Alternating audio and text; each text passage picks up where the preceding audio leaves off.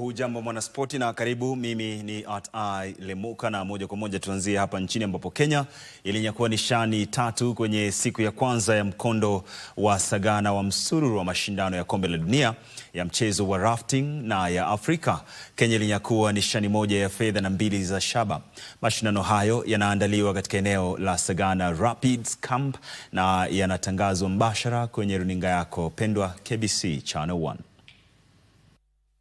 Baada ya mashindano hayo kuandaliwa nchini Ufaransa na Italia, Kenya inaandaa mkondo wa 3 wa mashindano ya kombe la dunia la mchezo wa rafting katika eneo la Rapids Camp huko Sagana, iliyoko mpaka wa magatuzi ya Kirinyaga na Murang'a.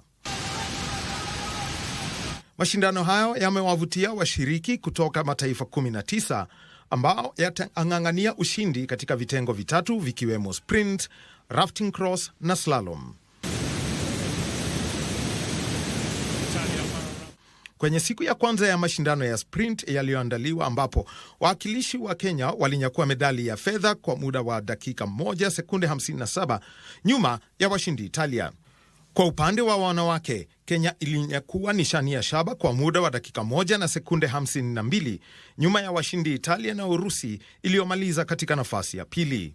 Timu ya wanaume ya shindano la sprint ilinyakua nishani ya shaba kwa muda wa dakika 1 na sekunde 35 nyuma ya washindi Italia na Czechia iliyomaliza ya pili. Kikosi cha 3 cha Urusi kilishinda shindano mseto, ili hali Italia ikamaliza ya pili, nacho kikosi cha kwanza cha Urusi kachukua nafasi ya 3. Kenya ilimaliza katika nafasi ya 4.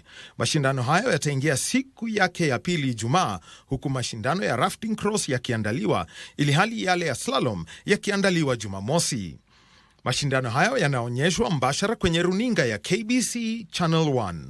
Nikiripotia darubini ya Channel 1, jina langu ni Daniel Wahome.